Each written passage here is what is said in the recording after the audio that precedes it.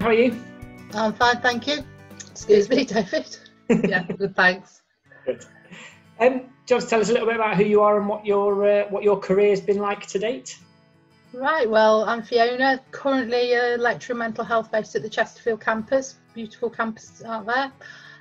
I qualified as a nurse a good number of years ago. Started my training in Derby and qualified in 1989 as a mental health nurse, and went straight into dementia care, which was what I loved and is still my love. So I think every student and probably a lot of staff members know that that is my absolute passion. So I worked on the wards for 2 years as a staff nurse, but in those days nurse education was going into colleges, so it wasn't going to be the schools of nursing, and the idea was that you would teach your specialist subject. So I decided I would go off to York University and do a psychology degree. And I used to bank nurse all of my holidays, so unlike a lot of traditional degree students who would work in term time and then go home and have a good few weeks off, I would come back and bank nurse, always on the older people wards. So it was really good to still keep in touch. After that, I did a master's degree in research methods and then went off to do research in bipolar disorder. At that time, there was not a lot of research available for dementia, so I had this opportunity. It was a brilliant 4 years. And then I remembered that the reason I'd gone to university was because I wanted to teach nurses. So I was very lucky. I got a post in 1999 and spent 14 years teaching nurses at a different institution. And then the opportunity came for voluntary severance, and it seemed like a good thing for me. It was something I'd weighed up for about a year. And so I ended up going back to practice, first in social care, and then my last post was as a specialist dementia nurse, and then kind of got the itch to come back and teach nurses. So that is my career to date. So if you could describe the good, the bad and the ugly about nursing, how would you sum it up? The goods, I think, are the rewards you get. You know, thinking about today, what we're going to be talking about, going back, even I can remember really brilliant events from even as a student, sort of times that I thought, wow, you know, did I really do that? Did I really make that much difference? I was working in mental health. Can be quite emotionally draining. I think you do need to make sure you have got other things that you can focus on. Try not to bring your work home. Sometimes that's not possible. There are times that myself and my husband, when I get home from work, we will talk. He works in healthcare as well. So there are times we need to just sum up our day so they're the ones perhaps understanding how we're feeling. So can you remember making any silly mistakes as a newly qualified nurse or a student nurse? Yeah, on my first placement as a student nurse, and we didn't have written uniform policies, and in those days, even though I was on the acute ward, we were back in the national uniform, wearing hats and wearing belts as well. It's an acute psychiatric unit. And just after the weekend, when I'd obviously been out at the weekend, I didn't bother to take my nail polish off, even though we'd been kind of told you shouldn't wear nail polish. I thought, oh, it'll be all right. And that experience in handover where the ward sister went, "Student nurse McCandless in the clinic, get that off." I never did it again, and I wouldn't recommend it to anybody. I don't think sisters are quite that dragon-like necessarily now, but definitely. And having done those where you wash your hands and put them under UV, yeah, and seeing what nail polish is like under UV, definitely not in clinical areas. Definitely. No, that's good advice.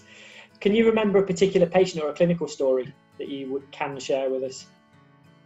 Yeah, and it's one that I will still use in training sessions with dementia, but it's going back to probably 1991. First went onto a female care of older people, ladies with dementia, and then I moved on to the male side.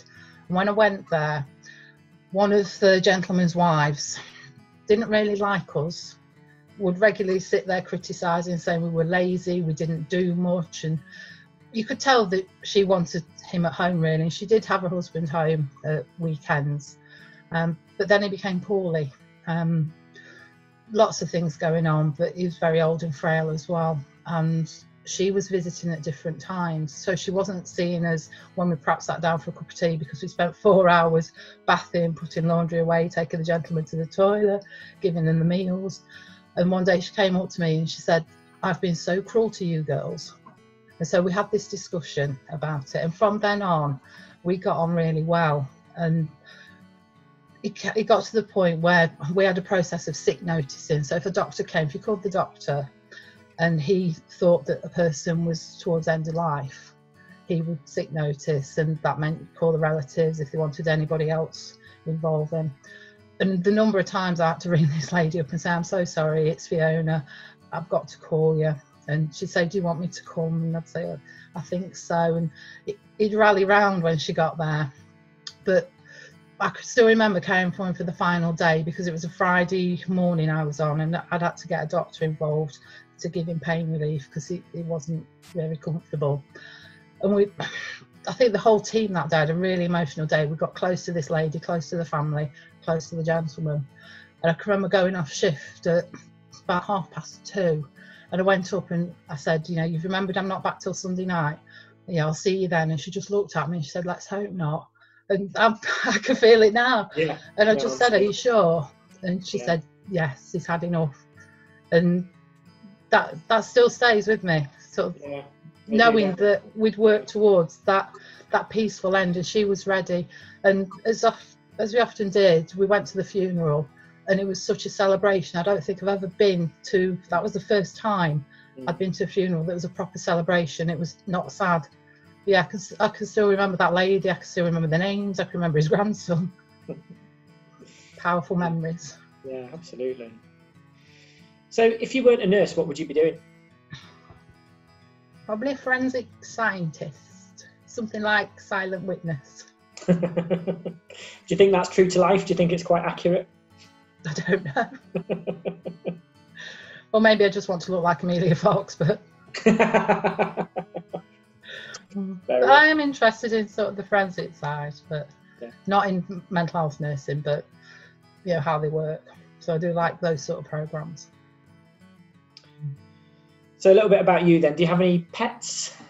I have my little Westie who's come to work with me. She's lying down next to me. For the first few weeks in lockdown, hardly saw her. She'd stay downstairs, and then recently she started coming to work, and some days I will get into the office and she's already at work before me, or she'll walk into the lounge as if to say, "Are you coming to work?" So yeah, she's lying down here with me, Winnie the Westie. Brilliant. Well, it's been brilliant talking to you. Thank you. About answering those questions that the students have put to us, and let's hope we can go back to work soon. Definitely, 'cause really missing the students and colleagues as well. Definitely. Teams ain't the same. Thanks, Fiona. Thanks, David. Take care. Bye. Bye.